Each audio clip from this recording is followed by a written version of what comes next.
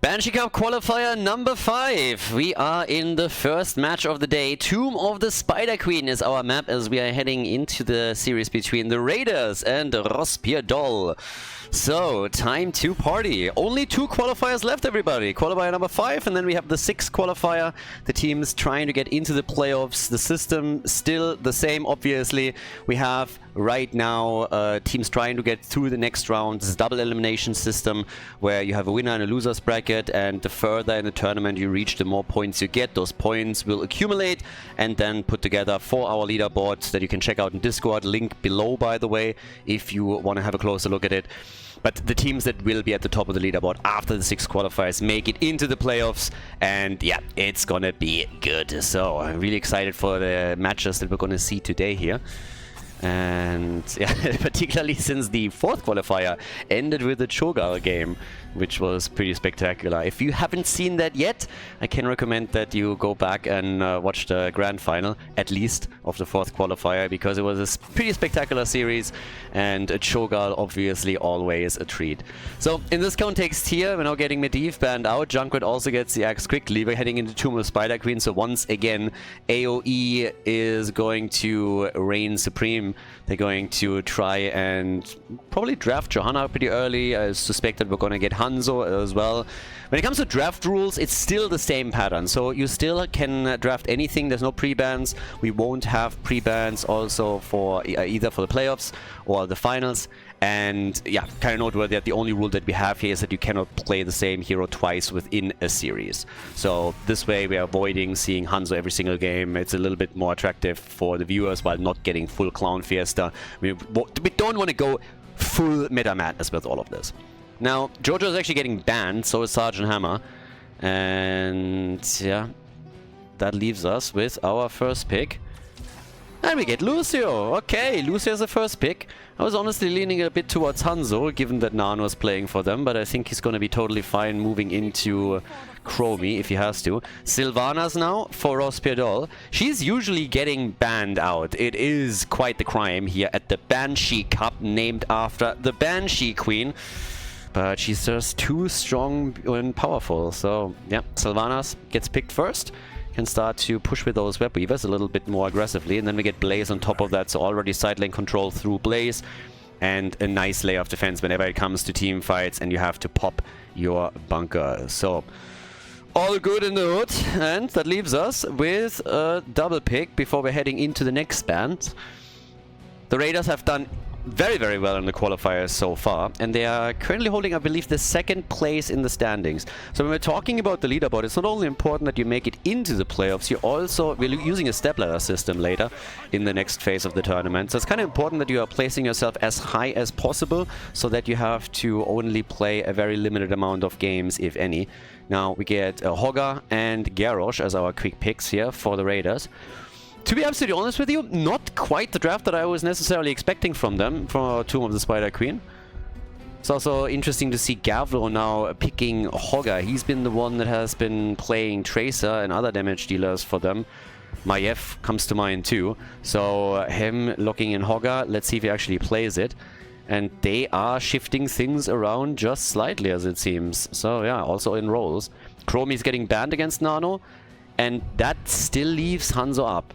So, Nano cannot get at Chromie, Sylvanas is already taken, and there's a chance that RossPierrDoll is now picking Hanzo for themselves too. If they do that, they are forcing Nano a bit, I don't want to say out of his comfort zone, that's not quite right, but they're at least going to force him into a different hero. Now, Sylvanas plus Hanzo, is that really what we're going to see here? Are they going to add a mage instead, or do we even get a triple front line? Time will tell, but they have to be aware that if they don't pick him, very likely Nano will. This is a great map. You get the extra vision with Hanzo. You have good interrupt potential. But they go Tassadar. Only game number 1. I like this. Alright, we go Tassadar. We're going to build a wall over here. Anduin, Bronick, and Balor. I keep repeating myself. These guys, that could be names of any character that you find in an RPG.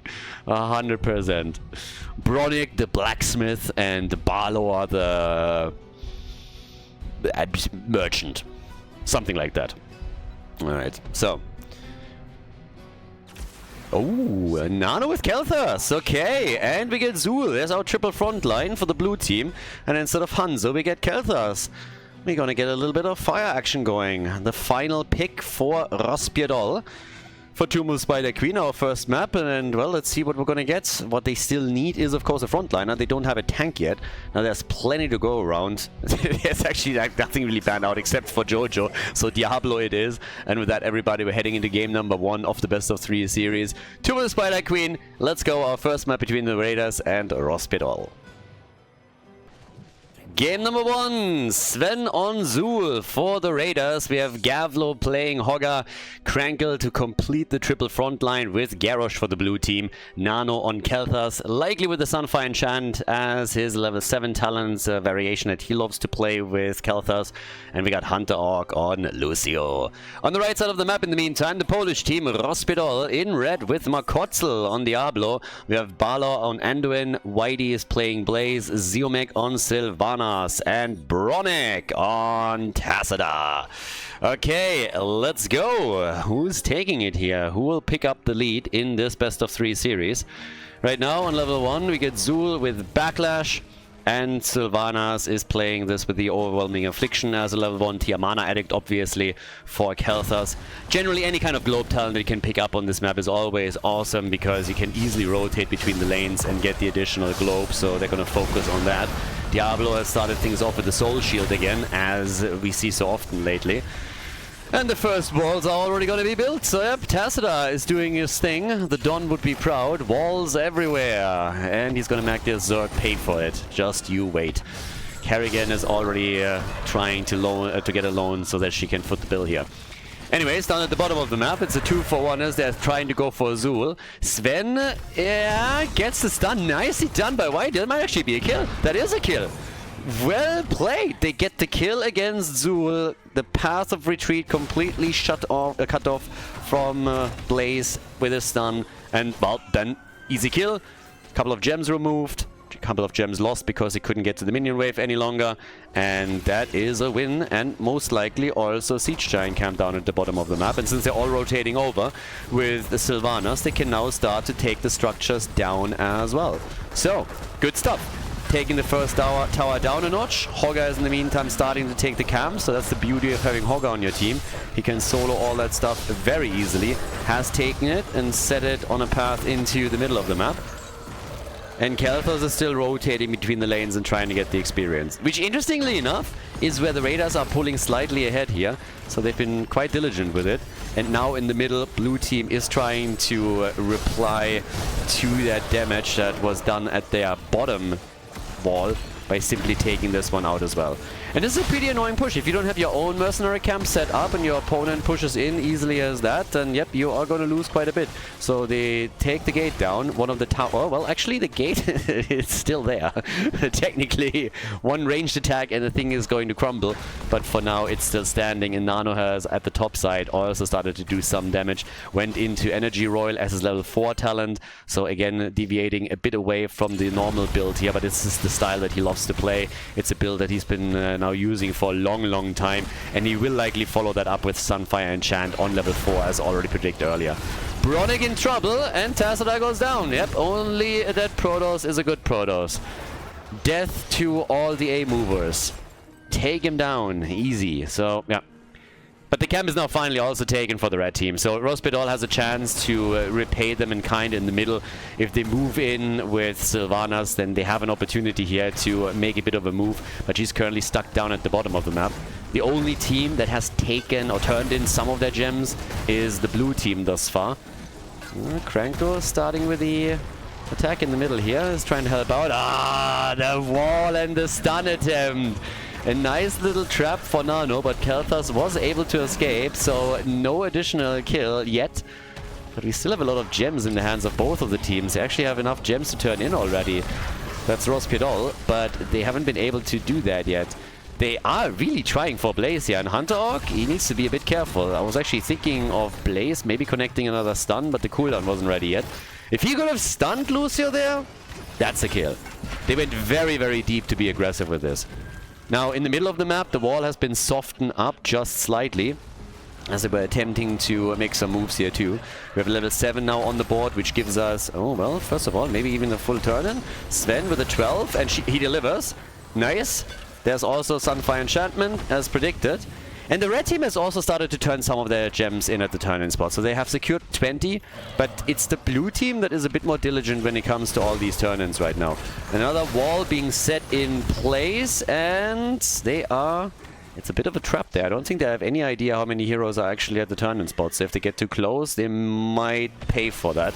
But I guess we're going to get the turn-in right now. The interrupts are happening. Blue team, they have an opportunity now. They only need to deliver 6 more gems, and they have them for sure. It's better more of a question who wins that fight. And Hunter Hawk. Oi, oi, oi.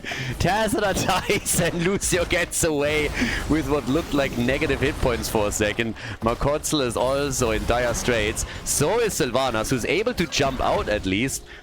Nearly running out of mana here, so good for them, at least not losing any additional heroes, but they also have to give up the space, which means that Sven, who rotated towards the top, can now complete the turn-in, and the first set of Web Weavers is completed. So we're going to get the objective for the blue team, and take a bit of a look at experience. We've had a lot of brawling happening, but they are a level ahead. Much better lane control from the Raiders. They soaked all of those minion experience, and now we have them with a Web Weaver wave, and they have a 1 level advantage. If they can translate that in kills now, and it seems like they will be able to, yep, Blaze goes down, then they can maybe steal some of the gems away from their opponent and just absolutely murder these forts. The one in the middle is a foregone conclusion. There's no way of saving this any longer. The red team has some serious problems, and the Raiders are once again cementing their position in these qualifiers. They've been doing exceptionally well. They are number 2 now in the leaderboard, only taking second place to the Bathrobe Boys. As down at the bottom of the map, they opened the wall earlier as well, and now they're going for fort number 2. So a highly successful first objective, particularly since they now have level 10 abilities. So Storm Talent. Been casting a little bit too much Stormgate lately. So Storm Talent advantage over the red team. So yeah, well done. Makotzel, yeah, again pushing in from the side. They don't want to fight here. They really don't want to. Not against level 10 abilities. With your opponent rocking Storm Talents, you have to be super careful. That's half a level that they need to soak somehow. They lost 2 forts in the first objective phase of the game. Kelthas is nearly done with his level 1 quest, and once that he completes Mana Addict, he's going to have that extra shield and survivability. Not even to speak about his mana pool. But survivability is going to be everything for him. In addition, we have finally level 10 abilities with the Black Hole coming in. Also on top of that, Anduin Light Bomb and Diablo with Lightning Breath. And they are hoping for a turn-in. They need to deliver a turn-in now too. If they fall farther behind, Wailing Arrow, Sylvanas, the wall is in place, and Crankle nearly falling victim to it, but still able to move past. So now Garrosh is a bit low, but can still participate in the fight. Hunter Hawk is zipping around, keeping them at bay here, as the red team is desperately trying to gain control, get a kill, and then go for a turn-in themselves. Hasn't happened just yet, but they're getting there. Well, they're trying at least. Let's put it like that. Damage output that we're seeing so far, 20,000 for Sylvanas, 20,000 for Kelthas. Sven is now turning in, and Zul delivers 16 gems. They are only 10 gems short of Web Weaver Wave number 2. And that's a huge threat to RossPierrDoll. And they know it as well, of course. Oh, the wall, Tassadar! But Blaze in trouble, and so is Anduin. Anduin with a heal, Blaze is gone. They're trying for Diablo. Anduin is dead, and so is Dibbles, and that is 31 gems that they lost just on the hands of Diablo a second ago. It is a disaster. The rotation towards the top, trying to go for boss now. The map is their oyster. They can do whatever they want here. Go for boss, go for another turn-in. Barely enough gems for a turn-in on the red team side. And Zeomega actually has 32, so he's going to turn in here. Oh, is he? Is he turning in? No, he's not. They wanted to trade the turn-in for boss defense, and now they can't. Instead, what the Raiders are trying to do is getting boss plus turn-in. Now, we're only 9 minutes into the game, so the boss is not that powerful yet, but topside fort could still be destroyed, and they have the potential to turn in on top of that too. But finally, a nice catch and wall stun. It marks the end of Lucio, and that's a super important kill. 5 versus 4 now. Yes, level 13 gives an advantage to the Raiders, but they just don't have the numbers. They lose Zul as well, and that's going to be a turn-in for the red team. Finally, they get their Web Weaver wave. Now, they had to ignore the boss during all of this, which means that the top side is suffering. That fort is getting destroyed. All the outer structures have now been eliminated from the red team. They still can try and fight back here on the other hand though, so that's kind of the good news with all of this. And this is also exactly what they're going to try and do now. So we'll see if they can actually pull that off properly or how exactly they're going to play this one out. But yep, it's essentially what they now need to do. Play this out well, go take some forts out. If you're not able to manage that, yeah, then it's going to be a tough game. I mean, it already is, but it's then nearly going to be impossible to turn this around, I'd say. So, as is, we're starting things off with that push in the middle. Sylvanus is also still leaning a bit towards the top side.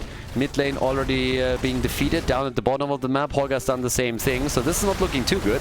They're going for the team fight instead. There's the bunker on the ground. Black hole, jet propulsion, nice coordination, but Grankle survives. And they're losing 2, they're losing maybe more. 3 about to fall, and Anduin gets caught. Yeah, it's real bad news. With Lucio just speeding, well, Lucio's not speeding up anyone anymore. He got killed, but they're still losing Tacita, and that's more gems down the drain. Diablo burns Kelthas to a crisp. That's kind of ironic. The Fire Mage gets burned to the ground. Now, to be fair, that was a lightning breath, so different elements, but still. Yeah, but this fight, honestly, it looked initially good. The jet propulsion was pretty neat, and then they just missed out on the kill on Garrosh, and that turned the fight around. So, pretty sweet moves by the blue team to win that battle. It's 9 kills to 4, and they have level 16, plus they have another turn-in. So, yeah, they didn't even lose the top side fort. I mean, again, this is quite the meme here. Blue team is getting their Web Weavers. We also have, in addition, the next one being taken. Damage output 30,000 for Kelthas, for Tacita. Kelthas is sitting at 38,000, so he's currently the top damage dealer against heroes in the game, and this push is gonna hurt. You have level 16 as a talent advantage, and in addition to that, you also have now a camp in the middle plus Web Weavers. That is gonna threaten a keep. No matter how you deal with this is powerful. Now, can they take a keep down? We'll see. But just breaking through all the walls and opening it up for a bit later in the game would already be a win. But of course, they're looking for way more here. There's already Garrosh making the engage and forcing the bunker out of blaze as White is starting to retreat.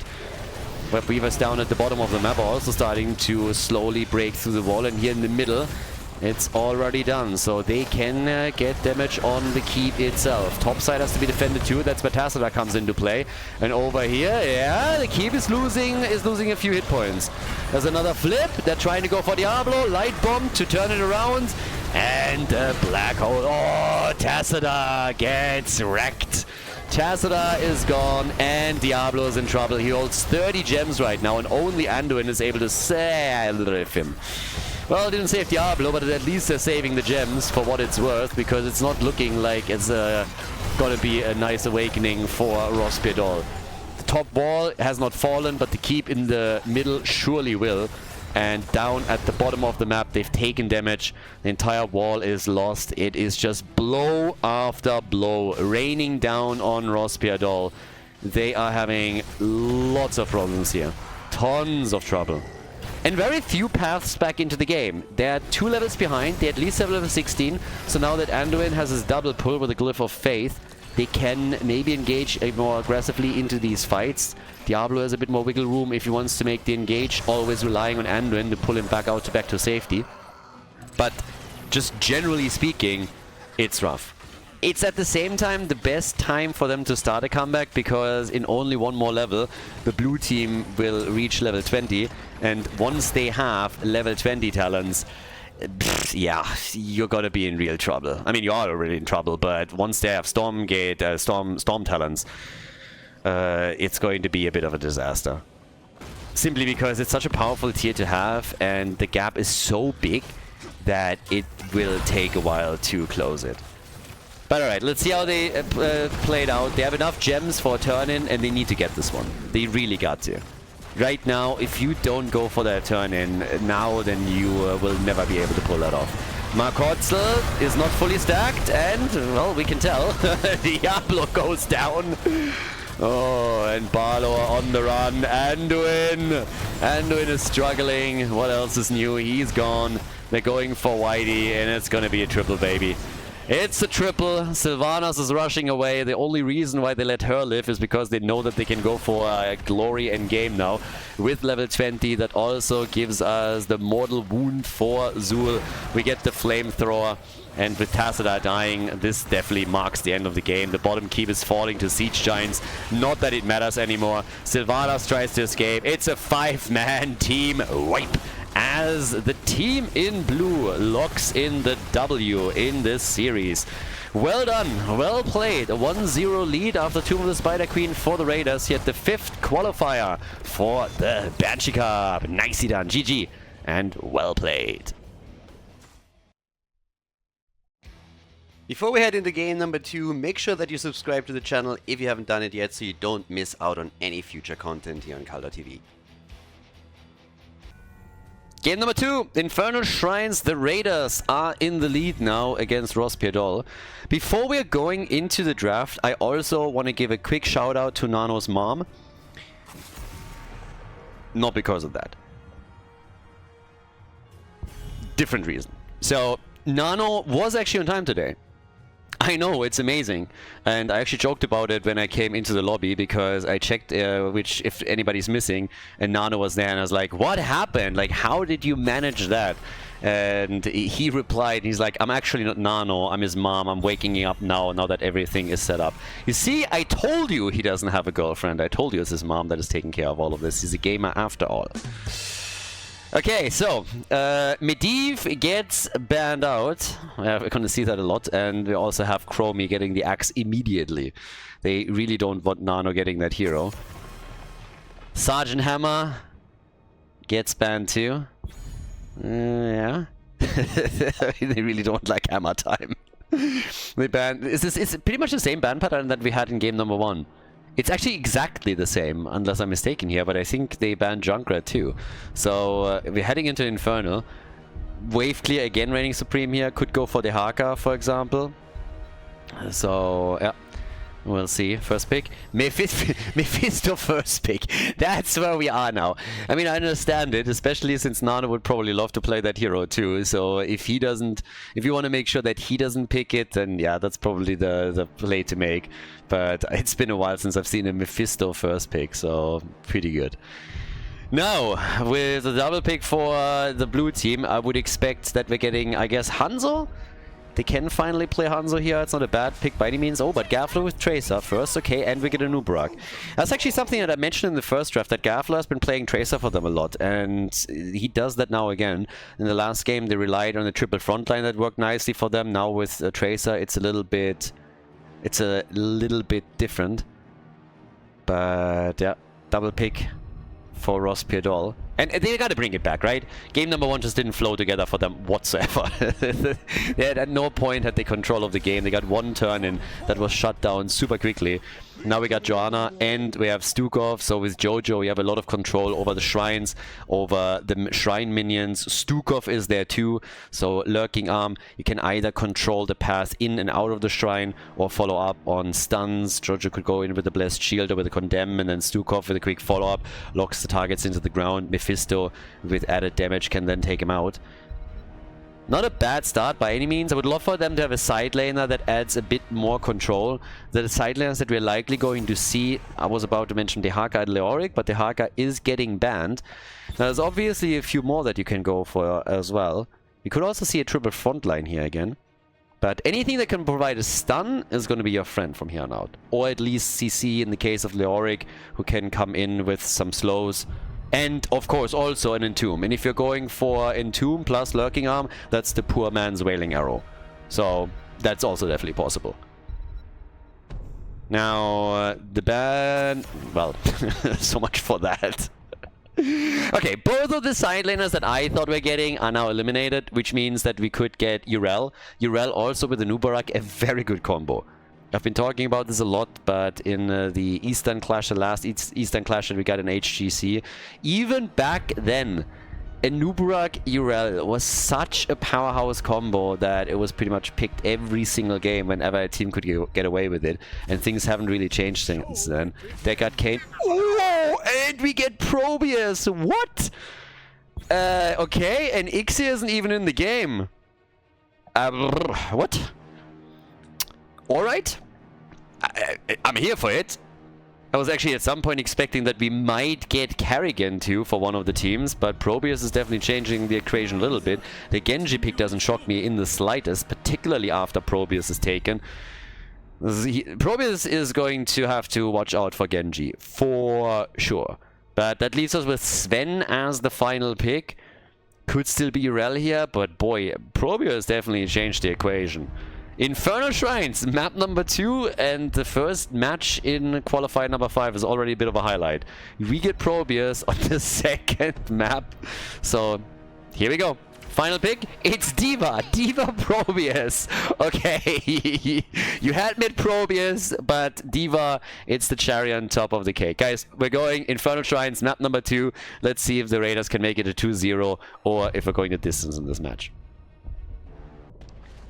Game number 2. The Raiders are in the lead and are eager to make this a 2-0 victory. Sven on the left with D.Va. We have Hunter Orc on Deckard Cain. Nano chose Probius for the match point, starting things off with the Echo Pulse. Gavlon Tracer. Crankle on a Nubarak, and on the right side of the map, their opponent, RossPierrDoll. They try to force game number 3.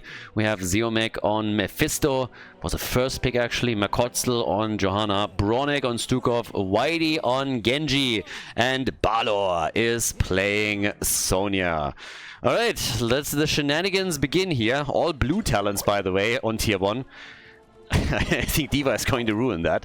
But yeah, we're going blue apparently on the blue team. I like it. They are taking the Synergy to the next level. D.Va is the only one that ruins it. That's the yellow card from me immediately. So she's the only one that has to stand out again. Typical Overwatch hero, if you ask me. But yeah, it is what it is.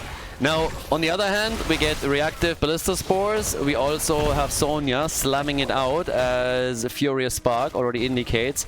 A Lightning Nova build for Mephisto, so no Skull Missile adjustments, anything like that. We have the first the first Photon Cannon in play as well. So yeah, Nano dropping a couple of pylons here. The nightmare of any StarCraft player, just like finding that pylon and that cannon tower in your base. But let's see how much Nano can do once the game progresses and we're getting Genji starting to hunt him down. We could actually also get Sonya with Leap. If Sonya goes Leap here, then that would make things very annoying for Probius and very interesting for us, because then you have 2 heroes that can easily jump on Nano. It's a bit of a wild pick, honestly. If they banned different heroes, I could have understood it a bit more, but he needs to be absolutely on point if they want to make this happen. And don't get me wrong, he can do that, but it's going to take quite a bit. And Nubarak is the first one to fall, so the front liner is gone, and that's first blood for RossPierrDoll, as they are locking in the first kill of game number 2.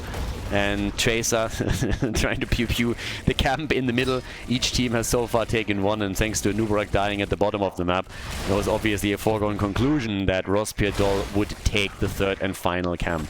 Now for Probius, we're getting the Photon Barrier, and for D.Va, we get the Aggression Matrix. D.Va can help them with control over shrines. You can, of course, always go and nuke the objective and create some space for yourself. If you then maybe even get a couple of stuns well-timed. There, Nano, this is exactly the problem. Nano gets immediately jumped by Genji, and this is the early game. Once that heroics are in, that's going to be even worse for him. And again, we have to watch out what Sonya does. Is it just going to be a Wrath of the Berserker build for Sonya, or will it be Leap? Are they really trying to just go full on Probius and snipe him every single fight? With Blessed Shield and then Mephisto behind all of that, it's a lot of damage potential in a very short time, and Probius is not really a hit point heavy hero. The Zeomek down here, a bit low though. We have Nano still doing his best to try and pull some... Every time I see something like this, by the way, I'm missing tower ammunition.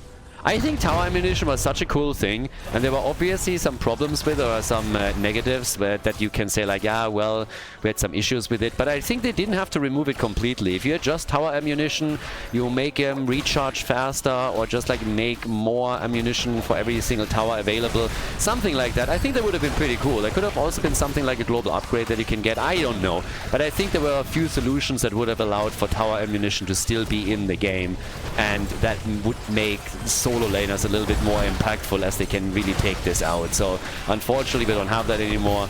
Blizzard simplifying things further, but I think it was initially a really cool idea that they had, and I think you could have fine-tuned it instead of just remove it. Once again indicating why I'm personally a big fan of Blizzard just letting their grubby paws off the game and leaving it as is, because I very much doubt that they would improve anything if they would pay any attention. Balor gets stunned out. Level 7 is ready for both of the teams as we're going for the first objective. And seems like Tracer wants a kill, but Sonya is able to get away. Khaldor on the other hand and Krankel are both low. Genji wants the kills and he cannot get them.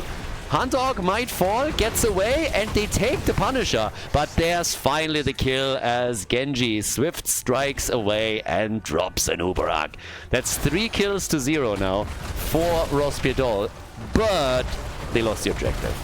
So, good on the team fights, nice damage, but not able to win the Frozen Punisher. And that means that we have the wall most likely at least going to fall. The Punisher is still wreaking havoc. Was nicely baited over. Actually abandoning the entire thing and instead focused down on the bottom of the map. But with 3 kills to 0, you can already see where some of these fights are going right now. On top side, yeah, Sonya gets attacked, so Balor has to be careful here. Down at the bottom of the map, Bronek, Whitey, they are trying to defend against Probius as best as they can. The experience gain that we got through those kills for RossPierrDoll is still pretty sexy, so they have a small advantage, but they can definitely extend that. Top side is at least suffering. Balor is also so low in HP that he is having some real problems with that, even with the spin to win. So this might become a problem as things continue. Camp taken on each side, trying to slow them down a bit as the rest of the team goes for the remaining mercenary camp at the bottom of the map. Should be able to grab this too. Mephisto actually inadvertently helped them here. Helps them take the camp out more than he did any damage to the heroes that were trying to grab it. Not a single kill yet for the blue team, but they're doing some structural damage. And that's the interesting part when you're looking at the minimap. One team has 3 kills, the other team has now started to attack all structures. So the middle and the top 4 have already taken damage, and the one at the bottom of the map is about to. But here come those kills again, don't they? Hunter Orc is trying to get away, in comes level 10, and Hunter Orc says goodbye. Bye-bye! That's an easy kill right there. Kill number 4. They got their own heroics just a tiny bit too late. So, unlucky. But look at D.Va. Giving them value at the top. She went bunny hop.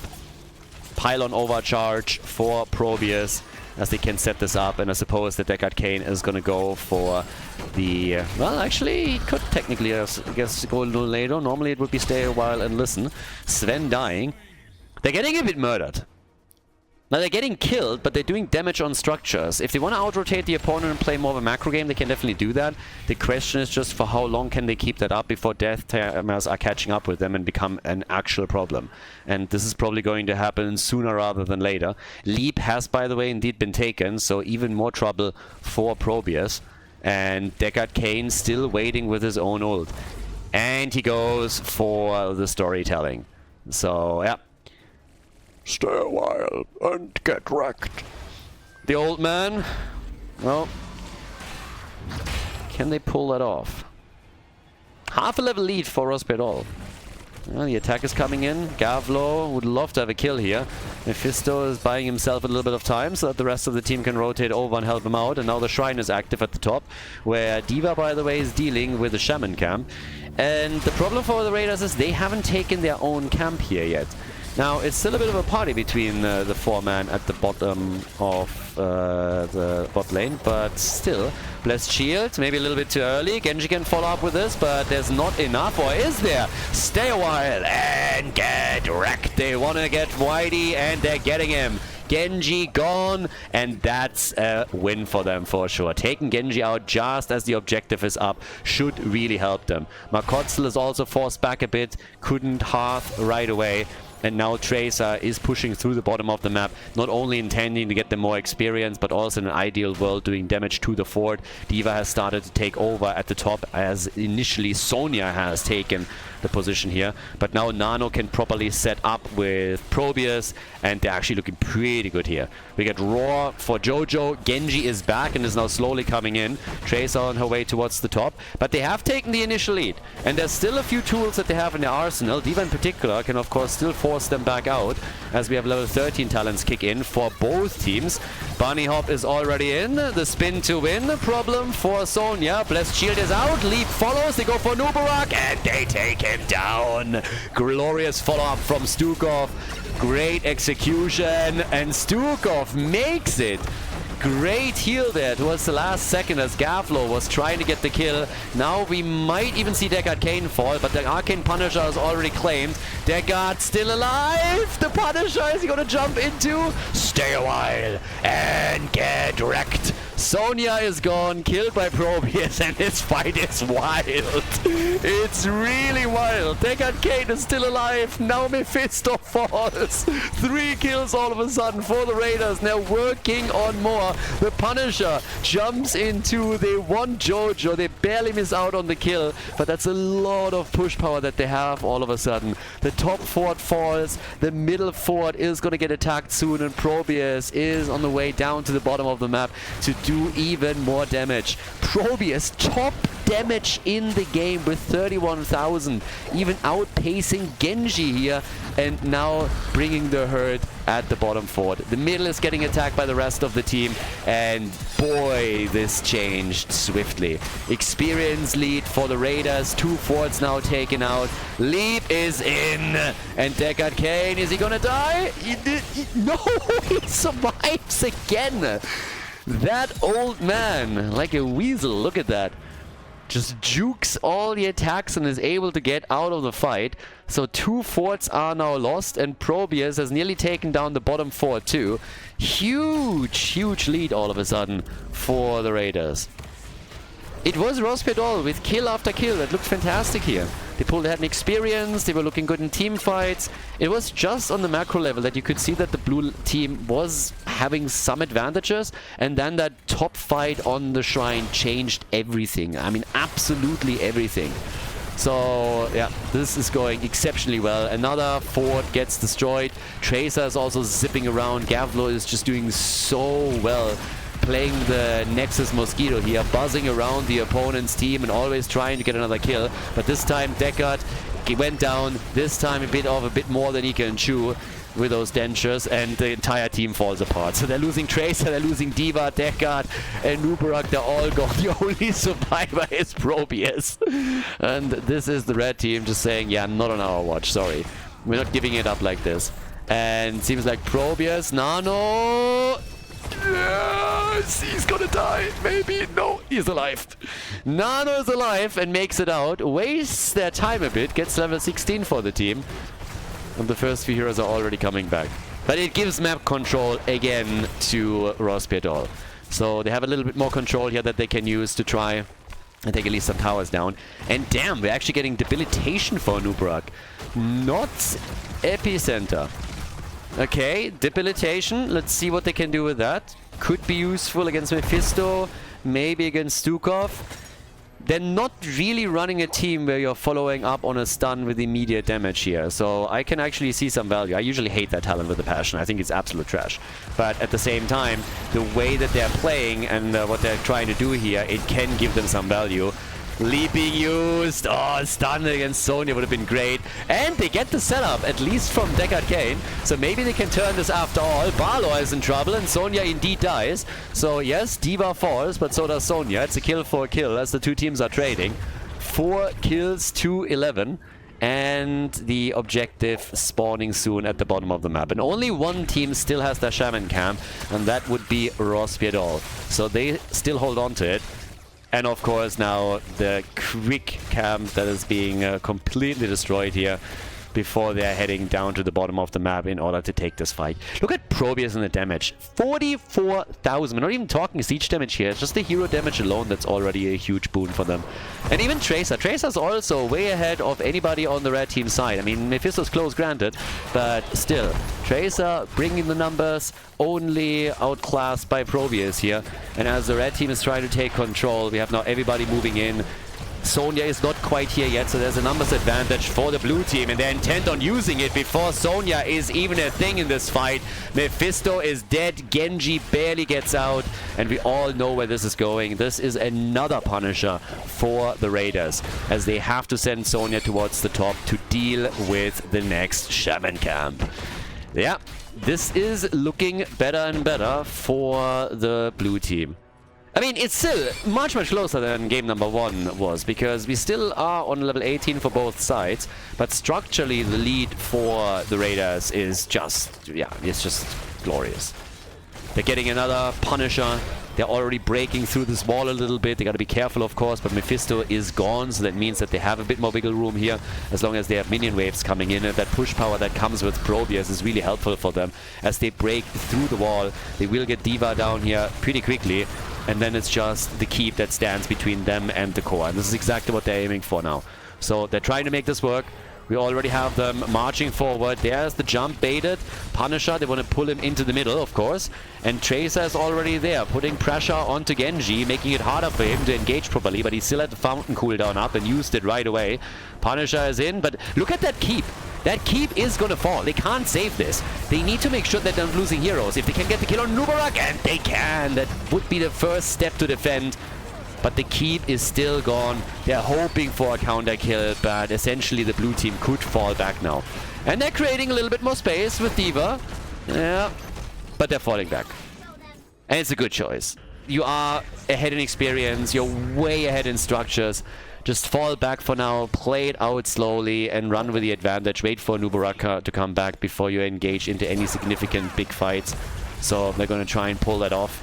Probius can, in the meantime, or D.Va, start putting pressure onto the other lanes. If they are at any point able to take another keep out, that would, of course, be a massive win for them. But also Storm Talons will set them a little bit ahead here. Nothing insane, since the gap in experience isn't that big. But still.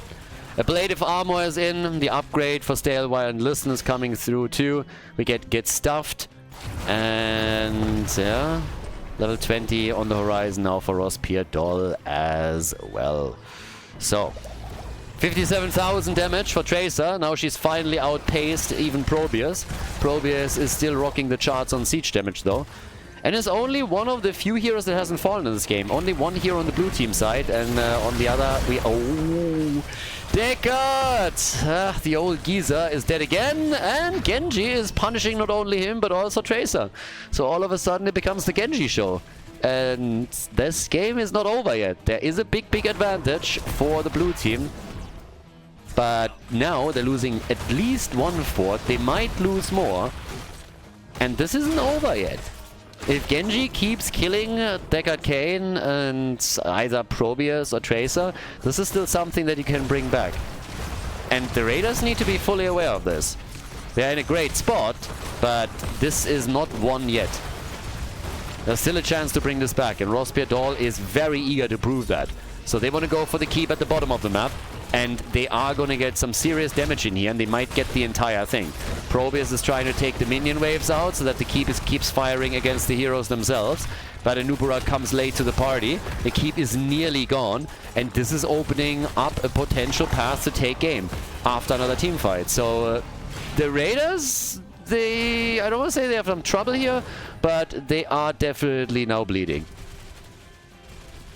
They still have a 2-fort advantage. Catapults are becoming stronger, but losing that bottom keep is an issue. And I'm not even sure if they really needed to lose this one. I think if they would have used all 3 heroes that they still had to try and defend, they could have done that without risking too much.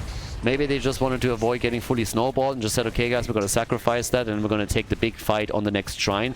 But no matter what the idea here is, they now have to be careful as we're heading into shrine number, what is this, 4 or 5? I think it's number 4. And whoever wins this battle is likely going to win the game. And that is the end of Anubarak. Maybe, maybe not. Leap, and yes, he's gone. Anubarak is gone, but maybe they can get the counter kill. Deckard Cain is in trouble, trying to get out, and gets likely murdered by Genji. He's still fine. Sonya is gone, so now it's a 4 versus 4. And this is getting interesting. And Tracer is able to chase down Genji. Oh boy. Oh, it looked so good for them initially. They took out Anubarak. Then they lose Sonya. It was still fine at that point, but losing Genji, that's a big issue, and they're still fighting here. They're still having hopes of winning this battle. They know that they cannot... I mean, it's so difficult for them to sacrifice another Punisher, particularly with the Shaman Cap also pushing up at the top. So they try and engage with the few heroes that they have and slow things down a bit, but it is absolutely useless. They are losing another objective. That Punisher is going to be taken. Tracer with a beautiful kill. That one was so important. If they don't get the kill on Genji, it's a full disaster. Now Sven is still sitting at the side and is trying to help for the push a bit. They're also going for that tower in the middle, and just escorting that catapult in and keeping it safe is already doing half the job for them. They have to be careful of Leap and X-Strike. The entire barrage of ults is available for their opponent. Anubarak is now slowly coming in. They want at least another keep here, and they should be able to get a keep at a minimum. Then 19 minutes in, that Frozen Punisher is going to do some work. And yep, there it is, already disabling the keep. You can kiss that one goodbye. That's the second one that falls. So catapults are becoming more and more of a problem now. Also here in the middle, not only at the top and bot lane, but they're not going for a game yet. So it's still a 5 versus 5. We're 20 minutes in, level 22 on each side. Seems like they were thinking about chasing, but they had to let this go. Camp is claimed on the way back. And Makotzel, he's just not in range. Can't do anything about this. They're going for another camp down at the bottom of the map. I'm not quite sure they should take this fight here. If the red team wants it, they can take it. And well, Tracer gets caught and zips out. Blessed Shield, not as successful as they wanted it to be. Here comes the explosion, and it nearly kills Stukov. Stukov is about to die. The D.Va explosion doing so much work here. They're chasing the rest of the team too. Stukov falls to Tracer. Down here, it is Jojo that they want to kill. This seems like it might be the end, with Tracer also eliminating Sonya. And Johanna, she is not going to make it. You can run, baby. You can't hide. Eventually, she's going to fall. She's trying to run through them, but it's not working. Jojo falls as well. The core is going to get attacked, and this is all she wrote. This is definitely going to be the beginning of the end for RossPierrDoll. They still have Genji in play, but now the catapults are making it towards the core. With 10 kills to 15, they're behind in kills. But they win the game. They have the 2-0 victory now. Really well played by the Raiders as they move on to the next round of the winner bracket, and RossPierrDoll gets sent down into the losers bracket of qualifier number 5. GG.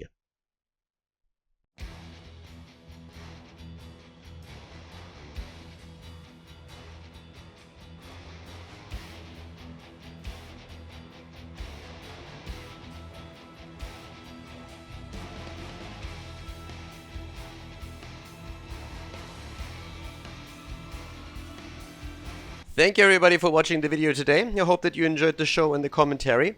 And keep in mind that the spoiler protection that is going to run for the rest of the video is made possible by all the support on patreon.com. So guys, if you want to support my work, if you want to help me start new projects and keep the spoiler protection in place, please consider heading over to patreon.com/Khaldor. There's also a link in the YouTube description, and check that out. Thanks in advance, and see you guys next time with more esports coverage here on Khaldor TV. Have a great day.